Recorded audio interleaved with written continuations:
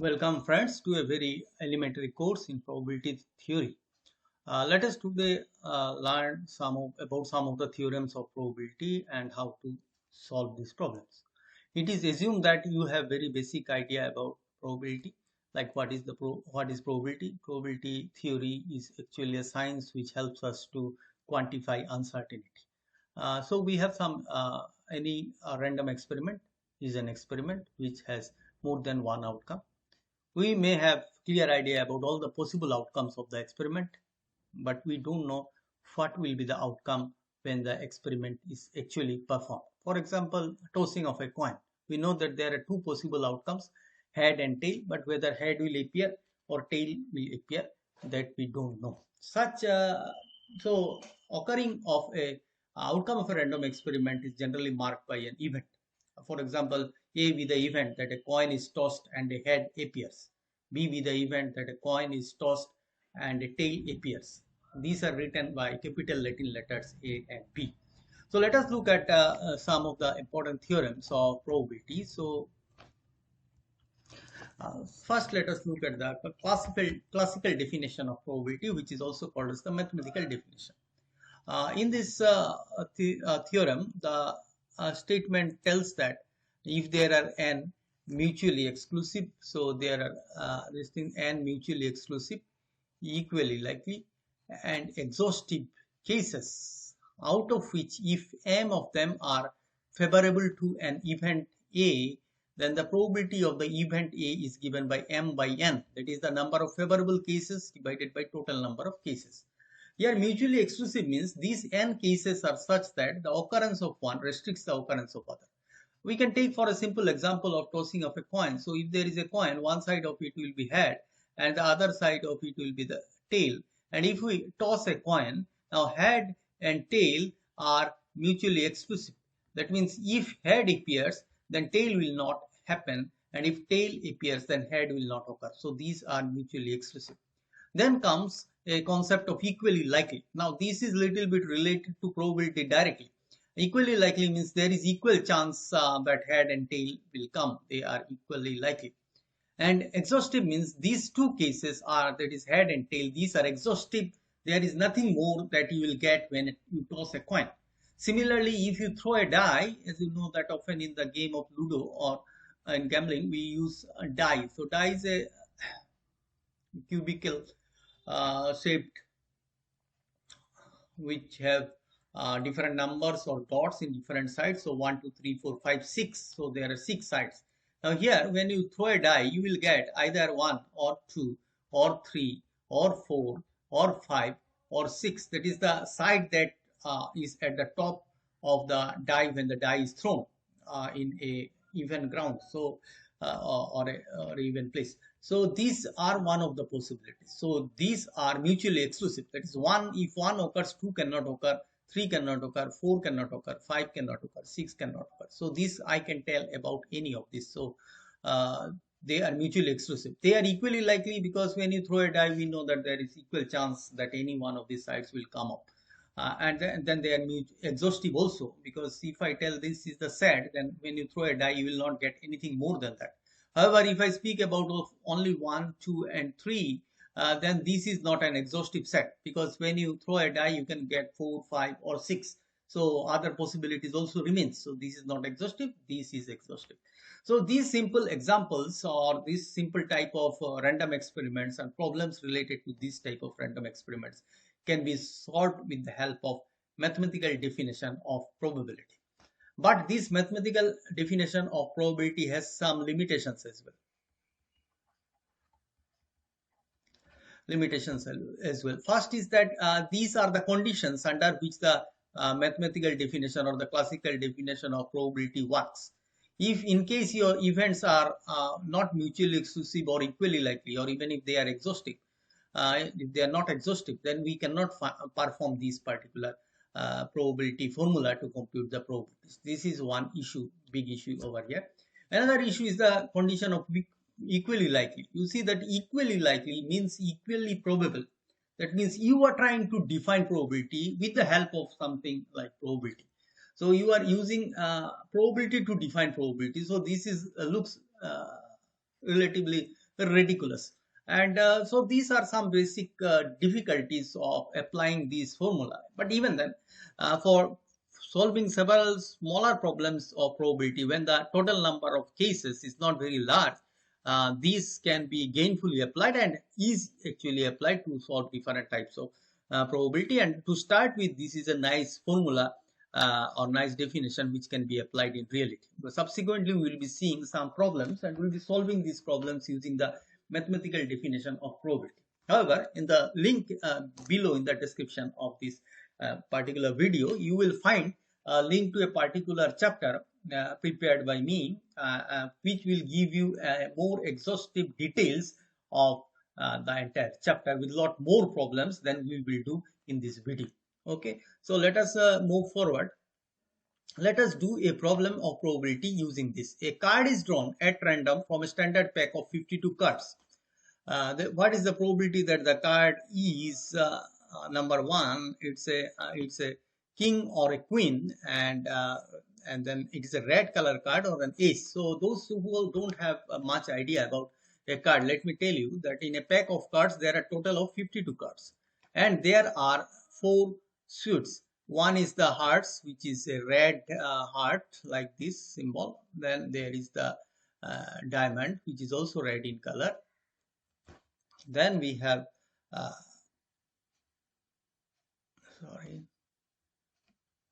then we have clubs, which is symbolized by these, which is black in color. And then we have spade. So spade is this way. Okay, approximately we have drawn. And so there are, each suit has 13 cards. So I have 13 heart cards, 13 diamond cards, 13 clubs, and 13 spade cards. The card starts from 2 and then goes up to 10. So here you will get 9 cards from 2 to 10. I will get 9 cards. Then there is a king card. Then there is a queen card. Then there is a jack and then there is a. So these are some alphabets we have. So total 9 numbers and 4 alphabets. So that makes total 13. So this is the king, queen, and this entire thing is repeated for all this. So here also I could have written it in red instead of using black. Okay, fine. So let me take a red dot. So 2 up to 10, and then we have K, Q, J, A. Okay, fine. Let me delete this and then write it with red, so that is that makes the thing more meaningful.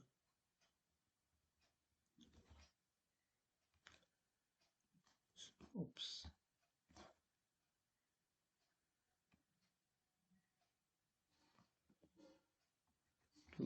Up to 10, and then we have K, Q, J, A. And then we have black cards. So it also starts with 2 and goes up to 10. They are similar, only the change is in the color and in the symbol. Other things, numbers and all things are same.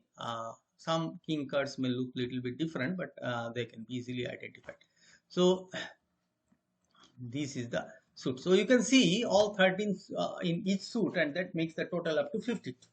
Now we have a card is drawn. So a card is drawn from a 52 cards. What is the probability that the card is either a king or a queen? So if we look it like this, so we are ultimately drawing one card.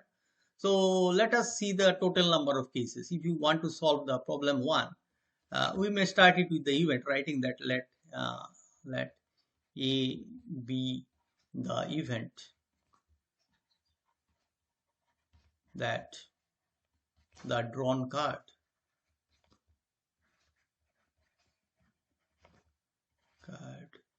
is a king or queen. Now what happens? Let us first see the total number of cases. Total number of cases. So total number of cases. So if you are drawing one card, you basically have 52 options before you. So total number of cases is 52. So that is the total number of cases that we have. Now we see how many favorable cases are there. Favorable cases. cases. Favorable cases. Now you see how many of these are in my favor. So what are the things that favors me? That either a king or queen. So how many king cards are there? You can see in the suit there are 4 king cards, and also there are 4 queen cards. So total number of cards that are in my favor are 8. So my favorable cases are 8. So the probability of the event A, where A is the event that the card is either a king or a queen, is total number of favorable cases, that is 8, and then this we are using the mathematical definition of probability, number of favorable cases by total number of cases. Then you can do little bit of cancellation, like you can cancel it by 4, so that gives you 2, and this gives you 13. So ultimate probability is 2 by 13. In if you want, you can convert it into a fraction decimal and find it out what is the value of the probability. Otherwise you can keep it like this as well. So this is how we solve the problem related to probability using mathematical definition of probability. Let us give a hint to this. Either a red card. So you see how many red cards are there. You can see there are 26 red cards here. All these cards are red, or an ace card. Ace means A. So already these 26 are counted. A are 4. As you can see, there are 4 A's. But the thing is that these 2 A's are already counted under the 26 cards that we have, that are red in color. So additional we have 2 cards. So obviously the number of favorable cases in this case is 26 plus 2, that is equal to 28, and the total number of cases remain to be same. So accordingly you can compute the probability of the second part of this problem. So let us move forward to go to the next problem. What is the leap year? What is the probability that a leap year selected at random will have 53 Mondays? Interesting problem. 53 Mondays. So actually, we know that there are 365 days in a week. Sorry, 365 days in a year.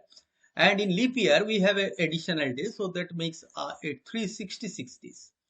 Now let us see that how many Mondays will be there. For that, we find out how many complete weeks will be there. And so let us divide 366 by 7 to get the complete weeks. So what we do is that we get these 5 times. So this is 5, and then 1 carried out, 16 comes down, and then we have 14 here, that is 2. So we have 52 complete weeks and 2 additional days in a. So remainder is 2. That means these are the additional days. That we have in a leap year after completing 52 complete weeks. So in 52 weeks there will be 52 Mondays. Now what is the chance that out of these 2 days there will be 1 Monday to make it 53, where our interest lies. Now here you see, we just when we go to the solution, we find it out, this one, and then we write down in a leap year. There are 52 complete weeks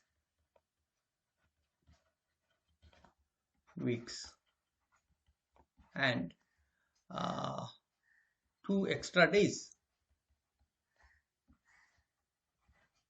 Oh, that means these are the 2 extra days or additional days. Now these days can be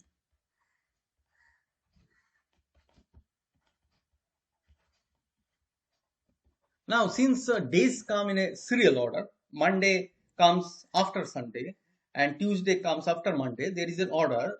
So these days cannot be haphazard. Rather, these days can be, one possibility is that first day is Sunday out of the extra days, and the next day is Monday. Another possibility, the first day is Monday and the second day is Tuesday. Third one is that first day is Tuesday and the next day is Wednesday. Then this is another possibility, Thursday, Friday, and then we have Friday, Saturday, and last we have Saturday, Sunday. There are no additional possibilities if you consider 2 extra days coming in serial order. So this is the 1, this is 2, this is 3, this is 4, and this is 5, this is 6, this is 7. So total number of cases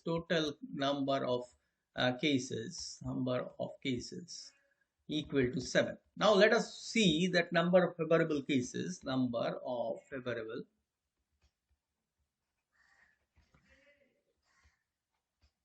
is equal to, this is one Monday, this is another Monday. There is no other combinations with any Monday. So this is not there, this is not having Monday. So only two of them are in my favor. So I have 2 by 7. So if you look at the probability of 53 Sundays, you may also write it in terms of event, but I have not written it. This is, sorry, this is 2 by 7. So this is not further deducible. Rather, you can express it in terms of decimal points. So there is 2 by 7 is the probability of having 53 Sundays. So this problem can be solved in this way. Using the same mathematical definition of probability. We go ahead, we have another interesting problem. We are picking up actually problems of different types.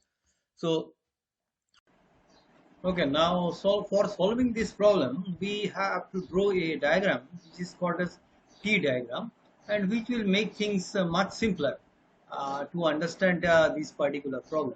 So there are 4 children in the family. So let us assume that the first child is a girl. Now the next one can be a boy or a girl. So this is the second child, an option of. Now let us look at the third, corresponding to a boy in the second as a second child. We have the third child, we can be a boy and a girl.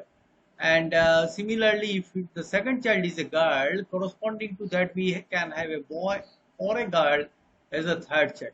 And the channel increases once more because there are 4 children in the family. So that goes with B, G in the the fourth child, and either be boy or girl in the fourth child, and that also continues for these and the last one. So this is all. Now this actually helps me to get the sample space. That means all possible combination of boy and girl in a family of 4 children. So that will help me to reach to the total number of cases. So let us call that sample space as S, and then corresponding to the S, that is sample space, we have first option as girl, and then boy, boy, boy. So out of this 4 children, one possibility is this girl and 3 boys. Okay. Let's look at the next possibility: girl, boy, boy, girl. So this is G, B, B, G. And then we have girl, boy, girl, boy.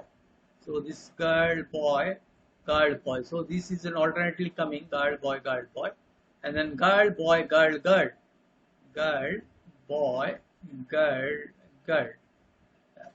Okay. Now this is girl, girl, boy, boy, girl, girl, boy, boy. Then girl, girl, boy, girl, girl, girl, boy, girl. Then we have girl, girl, girl, boy, girl, girl, girl, boy, and last one, all 4 are girls. That is G, G, and then G, and then G. So this is the. Let us count how many: 1, 2, 3, 4, 5, 6, 7, 8. Now these are the 8 options that we have, but that is not all. That is not exhaustive. That is not the possibility. Now instead of being the first one is girl, which we have assumed, the first child may be a boy. So with starting with boy, we have several. Similarly, we have 8 options. So what we do, we write the same thing once again, but instead of writing girl for the first one, we just write boys. So we have boy, boy, boy, boy, first one, B, B, B, and G, B, B, and then G, B, B, B, G, G, then B, G, B, B, then we have B, G, B, G, then we have B, G, G, B, and last one we have B, G, G, G. So this is what we have. So this is our complete sample space. So if you count, you will find that there are 16 possibilities of girl-boy combination in a family of 4 children. In any family of 4 children, if you visit, you will not find any other combination than this. So these are all possible combinations that we have. Now let us solve the problem 1. That is, probability of exactly 2 girls. So we may define it with the help of events also. Exactly 2 girls. So we have in this problem, let us count what is the total number of cases. As we already know, it's 16. And now we see how many possibilities are there with exactly 2 girls. So this is not the one, but this is one, 2. And this is having 3 girls. This is another one, 3. This is having 3, 3, 4. No, this is not a possibility. This is not. This is once again the 4th one. And then 2 girls, 2 girls, this one, 5th one, 2 girls, this is another 6th one. So we have 6 by 16. So in that case, you can deduct it a little bit and we can get 3 by 8. So this probability of exactly 2 girls is 3 by 8. Now we have number 2, and that is probability that there is at most 2 girls. At most means maximum of 2 girls. At most 2 girls.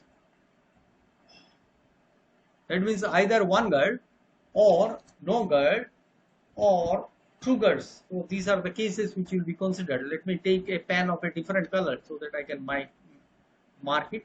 Okay. So blue I have picked up at most 2 girls. That is either 1 girl or 0 girl or 2 girls. So this is one case. This is one case. This is another case. This is another case. This has 3 girls. No. This is another case.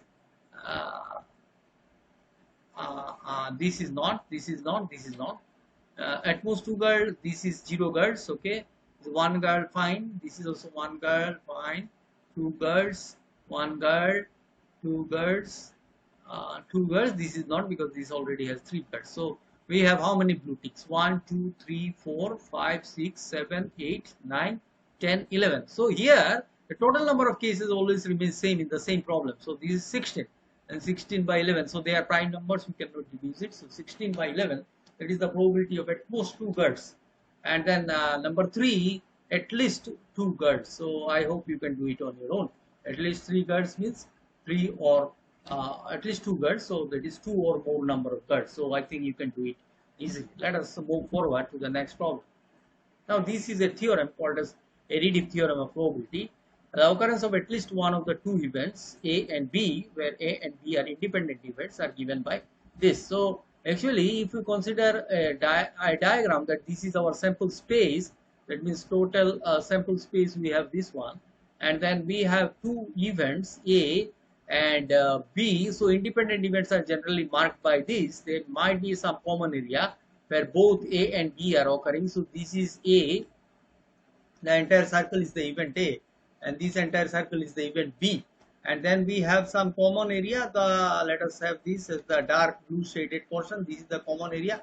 This is the common area. This is called as the AB. This AB, and so this area is AB. So if we have the occurrence of any one of the events, that is either A or B or both, both of them occur, that is at least one of the events A and B, then it is the probability of the event A plus probability of the event B, but we take the minus of negation of the probability of the event AB. AB means A and B occurring simultaneously. So this is called as the general additive theorem.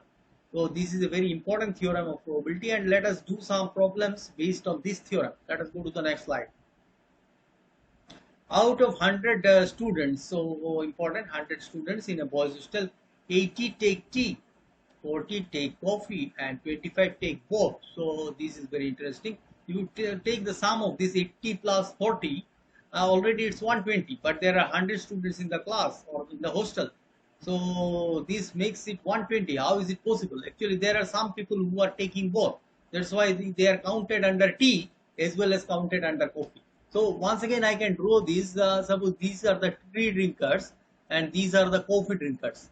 So this is, let us call it an event T, that is a tea drinker, and a coffee drinker, event C.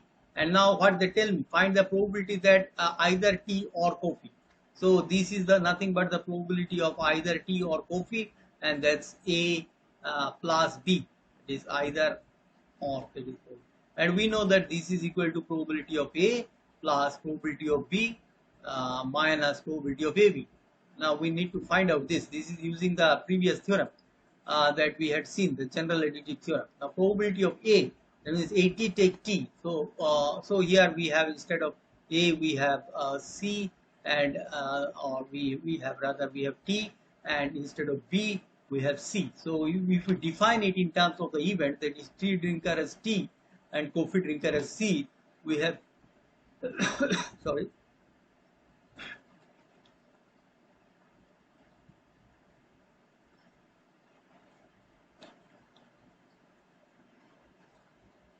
PC. Okay, fine.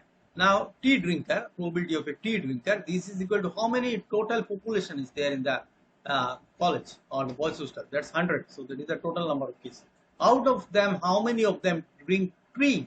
So that is 80. So this is 80 by 100. So ultimately, what you get is 4 by 5. And then we have coffee is equal to, now I have 40 of them are drinking coffee, so we have 40 divided by 100, so that gives me 2 by 5. Nice. And then we have some people who are drinking both tea and coffee, and that is, I can write it as T intersection C or T into C, whatever you like, or simply TC. This is equal to, total is 100, out of which how many drink both? 25 of them drink both. So this is equal to 1 by 4. So that is, we have this. Now just we replace the value.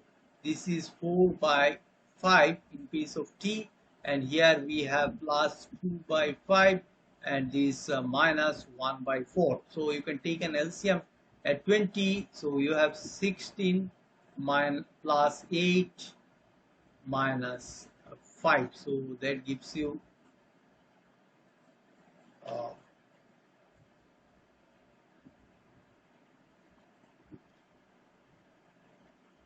16 plus 3, that is 17, 19. So 19 by 20. So 19 by 20, this is the probability that either person will drink tea or coffee.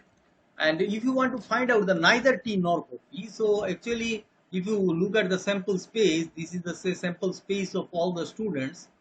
Sorry, this should be included. Let me read through it. Let me read through the entire one.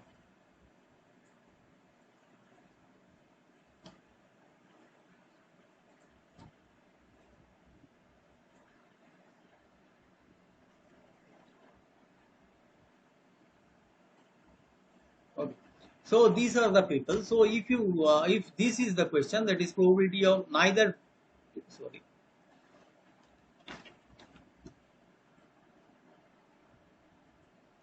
neither tea nor coffee, that is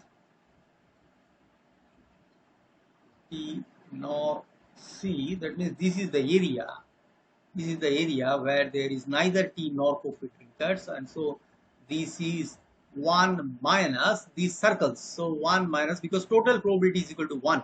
So we take the 1 minus at least drinking one of them, and that is nothing but probability of the one that I have computed earlier, T plus C, and so this is 1 minus 19 by 20 equal to, this is 1 by 20.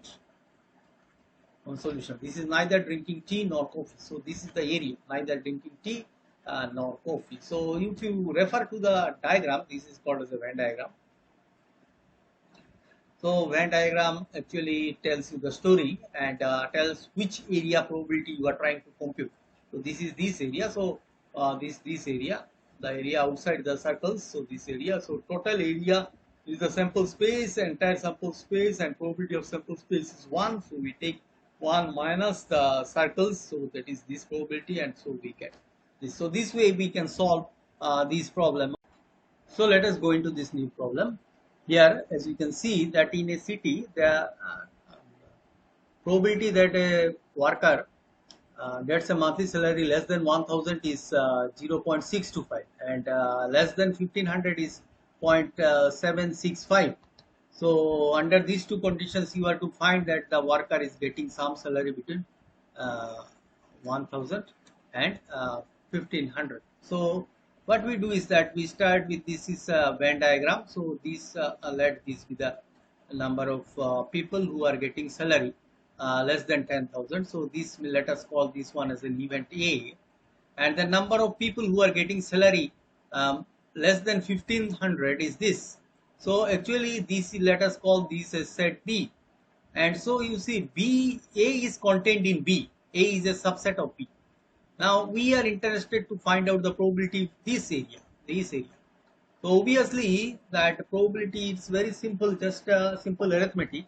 That probability that salary or income is between like 1000 and 1500. This is equal to probability of income less than 1500 minus probability of income less than 1000. This is equal to less than 1500. This income is this 0.765 minus, and this is less than 1000. So we have 0.625, and if you subtract these two, then you will get the 765 and 625. So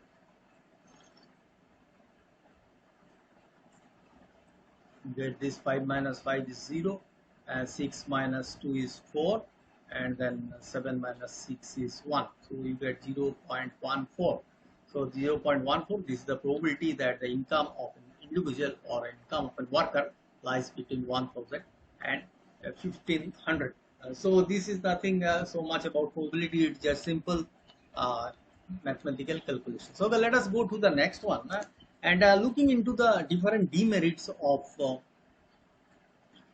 the classical definition of probability or the mathematical definition of probability. Von Moses developed an alternative definition of probability, and it is actually a limiting case. That is, we have to repeat the experiment infinite number of times, and then the relative frequency is mostly termed as probability. I can put it in this way. If you suppose I have a coin, and just telling that okay, probability of head is half as per the classical definition, and probability of tail is also half.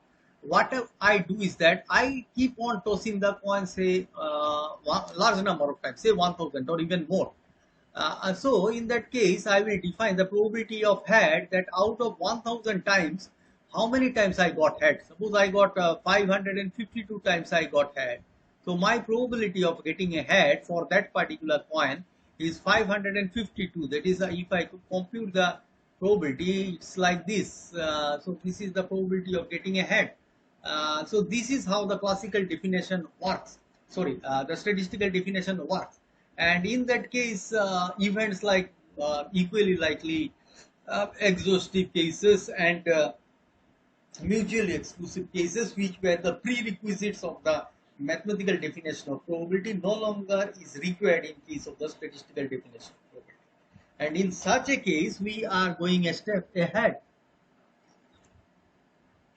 And that is the advantage of the statistical definition of probability. That means without knowing much about the all the possible outcomes, etc., of a particular random experiment, you just can repeat the experiment a large number of times, and then with the help of the relative frequency, you can reach to the concept of probability. Now, this is another definition of probability, axiomatic definition of probability. The modern theory of probability actually starts with this axiomatic definition of probability. So we have a sample space, as we have already identified and discussed about a sample space, set of all possible outcomes of a random experiment. And A is a particular event of the sample space. In a way, this set A is nothing but a subset of the sample space S.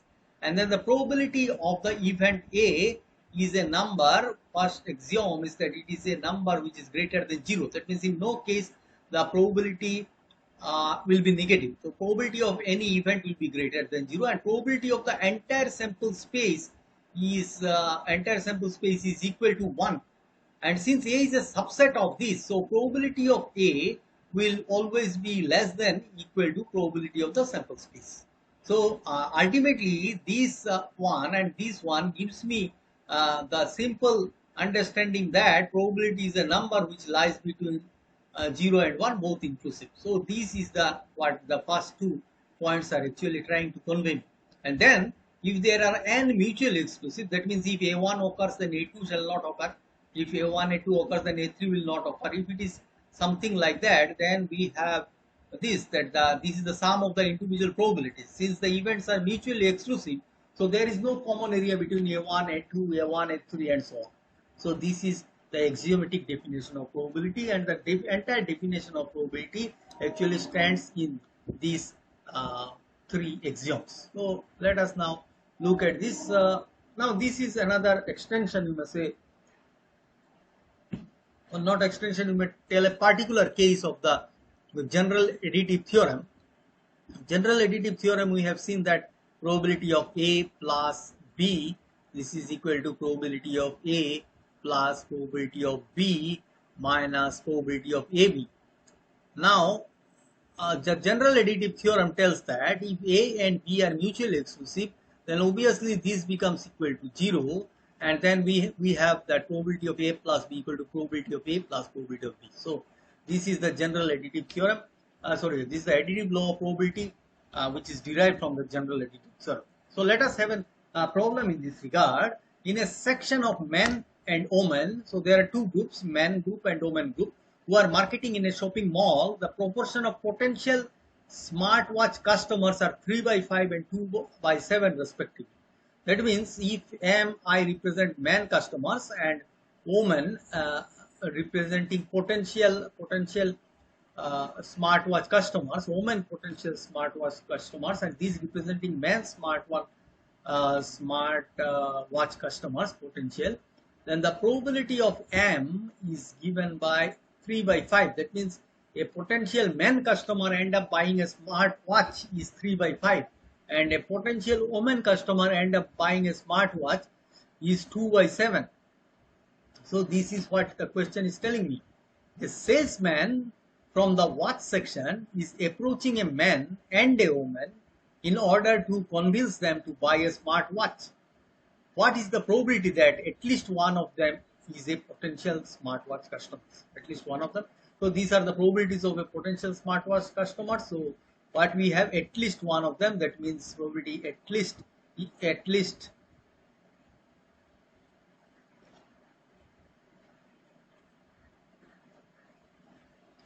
is a potential smartwatch customer. Let me give this abbreviation instead of writing. At least one of them is a potential smartwatch customer. So the salesman is approaching two people, one man and a woman, without having any idea about whether they are potential customers or not. But in the backdrop, he knows the probability of potential customers. Now this is the probability which he wants to compute. Now this is nothing but probability of man plus probability of woman. That is of the event M and of the event W. And so this is equal to probability of M plus probability of W. Because these are mutually exclusive, so we can have it in this way as per the previous formula. Now this is 3/5 and this is 2/7. So if you take the LCM, it's 35, this is 21, and this is 10. So we have 31/35. That means if the salesman is approaching a man or a lady, then at least one of them will be a potential smart watch customer is 31/35, which is very high, very close to 1. That means given these probabilities of potential smartwatch customers for male and female, there is a high possibility that he will end up reaching to a potential smartwatch customer, and that potential smartwatch customer will ultimately purchase a smart watch. So this is how we apply the theorem of total probability or additive law of probability. Next we have multiplicative law. Now here A and B are two events, but they are independent events. They are not related to each other. And then the simultaneous occurrence of both the events A, B, which is represented by A into B, A intersection B. This symbol is the intersection symbol. This symbol. So this is the intersection symbol. Or simply AB is given by the multiplicative product of AB of A into B. That means two events. So this is one event and this is another event. So they are independent. That's why they have some common area, some uncommon area.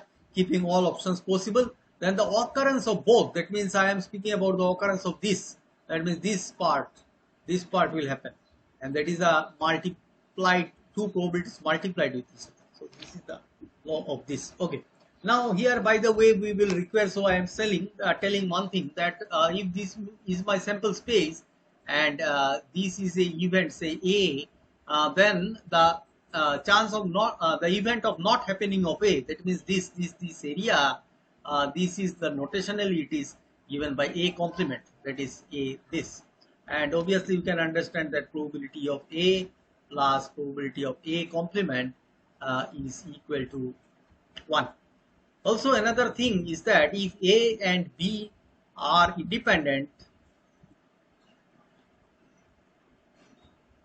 then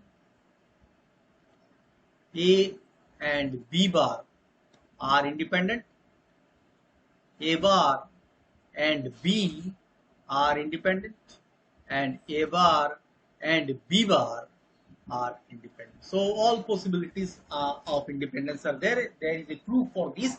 If you want to see the proof in details, you will find it in the supporting handout that I am providing with this video. You will find the link in the description below.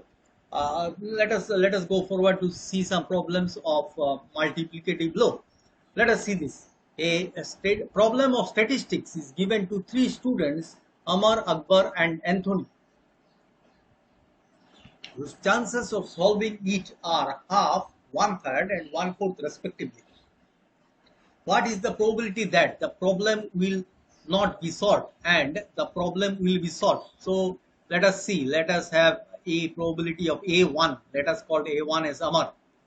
He will solve the problem is half. A2, probability of A2, that is say Akbar, so that probability is 1/3. And we have probability of A3, that is Anthony, so that is 1/4. Very nice. So this is the what we have. What is the probability that the problem will be solved? Now the problem will be solved if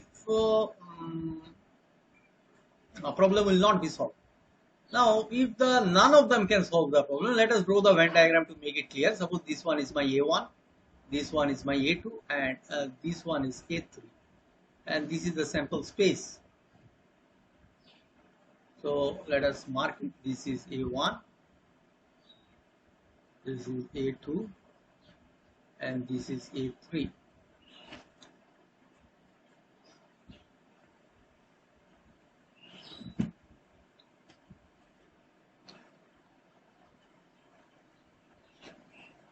We have 1, A2, A3. Now this is we have, what is the problem? Probability that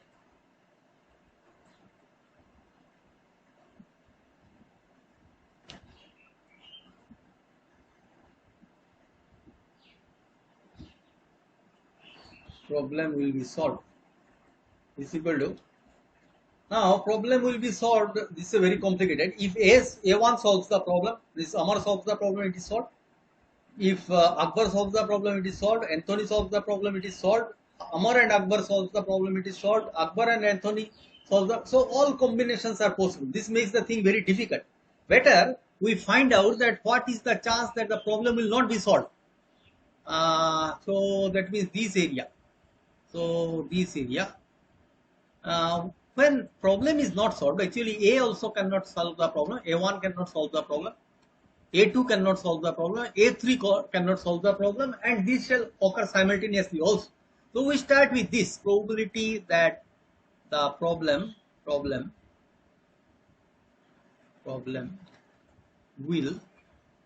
not be solved.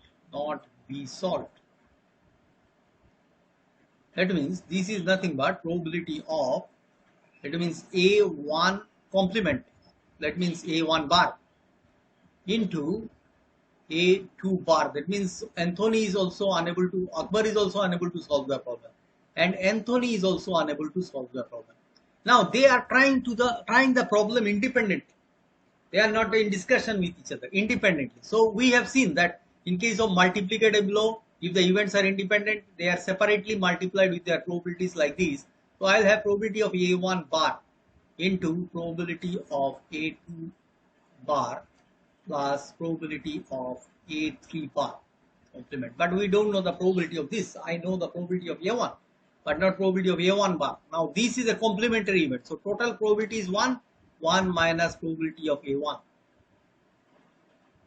into 1 minus probability of A2 into 1 minus probability of A3. This is equal to, so 1 minus probability of A1, that is half, multiplied by 1 minus 1/3 multiplied by 1 minus 1 by 4. So that gives me half into 3 by 3 into 3 by 4. So ultimately some things get cancelled. Ultimately the problem will not be solved. Is 1 by 4. Now problem will be solved. This is equal to complementary event to problem will not be solved.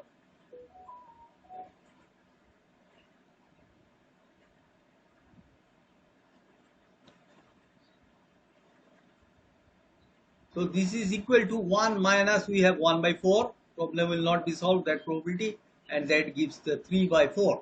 So 3 by 4, this part answer is 3 by 4. Problem will be solved, and problem will not be solved is 1 by 4. So there is almost 75% chance that the problem will be solved given the way in which Amar, Akbar and Anthony is approaching the problem. So this is how we reach a solution, and that's the application of multiplicative law of probability. This is the last problem of the day, and then we here interesting problem. This might be quite useful for insurance business. Probability that a man will be alive 25 years is 3 by 5, and probability that his wife will be alive 25 years is 2 by 3. So we define event, let A be the event that the man will be alive. It actually means 25 years, actually means here 25 more years. So already maybe their marriage day. So 25 more years they will survive, so that I can get an insurance very nicely through if they survive for 25 years, so that they can stay long to pay the premium. And be the event that his wife will be alive 25 more years. So this is the more years. Now let us approach one by one. A, what is that? Probability of both will be alive.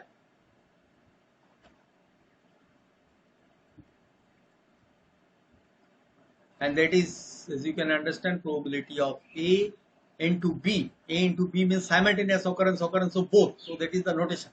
And they are independent. This husband and wife, their survival is independent. It is assumed that if husband dies early, wife will commit suicide or something like that. This option is we are not considering. We are considering that both of them are independent of their death. So this is probability of A into probability of B. Probability of A we have already 33 by 5. So this is 3 by 5. And probability of B we have it as 2 by 3. So this is 2 by 3. So ultimately we get 2 by 5. So there is a 40% chance that the couple will survive for 25 more years. So this is not a very good probability. So if you are having an insurance like both of them need to be alive, then 40% chance they will complete all the pay all the premiums in the next 25 years. Only man will be alive. So probability only man. Only man. So that means probability that man will be alive, but his wife will die. So that is B bar. So we have this as probability of A into probability of B bar, because if A and B are independent, then A and B bar are also independent of each other. So this is probability of A is once again 3 by 5, and this is 1 minus probability of B. So this is equal to 3 by 5 into 1 minus probability of B. So probability of B is 2 by 3. 2 by 3. So this is equal to 3 by 5 into 1 by 3.